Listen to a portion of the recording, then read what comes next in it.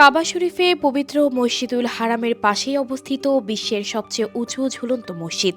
Saudi আরব জাবাল উমর মক্কা হোটেলকে যুক্ত করা ঝুলন্ত ব্রিজের মধ্যে তৈরি করা হয়েছে দৃষ্টিনন্দন এই মসজিদটি। এটি বিশ্বের সবচেয়ে উঁচুতে অবস্থিত কোনো ঝুলন্ত প্রার্থনার স্থান হিসেবে জায়গা করে নিয়েছে।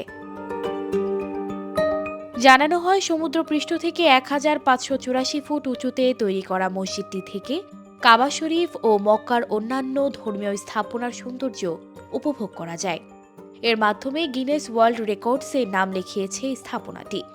ইতিমধ্যে এটি নামাজের জন্য উন্মুক্ত করে দেওয়া হয়েছে।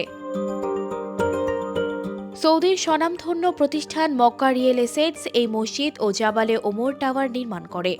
সর্বাধুনিক প্রযুক্তি এবং বিশেষভাবে ডিজাইন করা যন্ত্রাংশ দিয়ে এই ব্রিজটি প্রথমে মাটি থেকে ১,০২৩ ফুট উঁচুতে তৈরি করা হয়েছিল। পরবর্তীতে এটি ১,৫৮৪ ফুট উঁচুতে নির্ধারিত স্থানে স্থাপন করা হয়। স্টিলের তৈরি ব্রিজটির ওজন ৬৫০ টন। এটির মাধ্যমে হোটেলটির দুটি ভবনের ৩৬, ৩৭ এবং ৩৮ তলাকে একসঙ্গে যুক্ত করা হয়েছে। রিয়াদ বলছে, নামাজের এই স্থানটি ৫৫০ স্কয়ার মিটার প্রশস্ত।